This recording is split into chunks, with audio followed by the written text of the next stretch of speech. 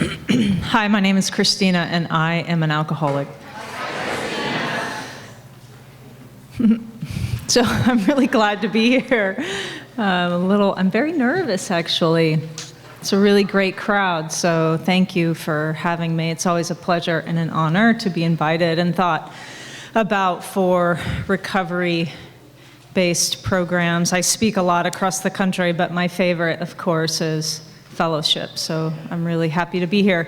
And it's my understanding that my job today is to share with you what it was like and what happened and what I'm like today. So I will do my best to do that. I should also share or say before I get started that a few things. The first is that you catch me at a very interesting time in my life. I think I had the hardest year of my life this last year. So I have felt, very lost.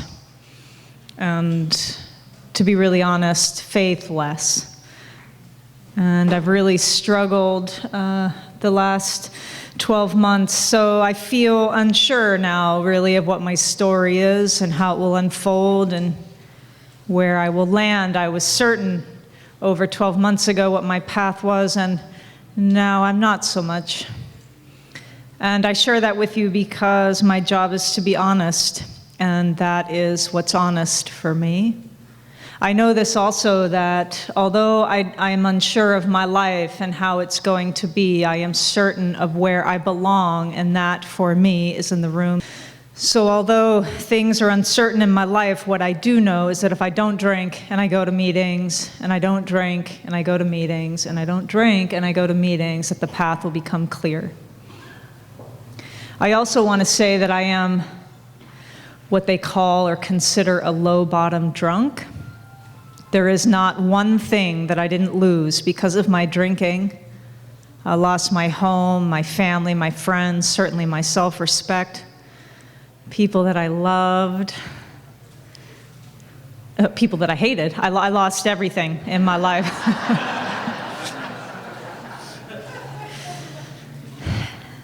But that is not why I'm alcoholic, and that's not why I'm a member. I am a member because I lost the ability to control my drinking.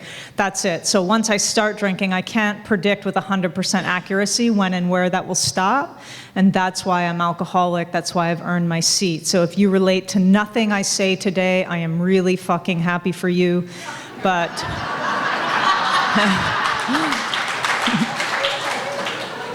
But I strongly recommend that you keep coming back to whatever fellowship you find, wherever you find your way, whatever works for you. I just hope you keep coming back, because what I have found in the 12-step rooms, designed for living, a way to live my life, the way to pack into the stream of life as opposed to always taking from. A way to live on this planet that's happy, joyous, and free no matter what's happening around me. Which I don't do perfectly, but I do try to the best of my ability every day. So when I came into the room, I was 21 years old, and I was angry and broken and hurting. I was lost. I was homeless, showerless, foodless, friendless, familyless. My life was very small and dark and angry. And today, 19 years later, my life is full of light and love and support and amazing women and amazing men and family and friends and children that I like most of the time. And, a way to live that's different than anything I ever thought possible for me. Everything that I have in my life, the way that I think, the way that I act, the way that I am in the world is a result or a reflection of the 12 steps. I am not unique in any way. I was just a hopeless alcoholic who found a solution to my drinking problem. So I will start. Well, actually, I started a while ago, but I will say that my sobriety date is September 4th, 1993. Thank you. So I recently celebrated 19 years of sobriety. So on September 4th, I celebrated 19 years, and on September 5th, my husband shot himself.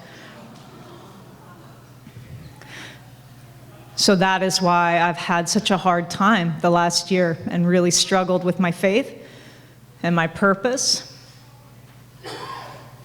But like I said, all I know is that I don't drink and I keep coming to meetings somehow, I suppose in time, it will make sense. That's what I know. Doug Higgins for SoberRun.com. This afternoon we're talking with Kristina. She just came down from the podium, told us about the loss of her husband. Kristina, what is your message in a nutshell? My message in a nutshell is there's nothing that can happen in life that you have to drink over. I guess that's what I would say most simply. No matter what happens, you never have to drink again. Cool. Have you found it necessary to work the steps over any issues around your husband? I work the steps around every issue in my life, particularly around my husband's suicide and raising the children on my own, certainly acknowledging that I'm powerless over that. If I had a choice, it never would have happened, but it did, and trying to keep the faith or hold the faith that I will be okay somehow and that I will be able to raise these children on my own. And I'm not sure if his suicide will ever make sense, per se. I suppose there are things that happen that might be senseless. But I am certain that if I keep coming here, I keep working these steps, I'm of service to other women that are new, I listen to old-timers, that I will stay sober and I will find peace with it all somehow. Kristina, thanks for taking the time. Thank you for having me.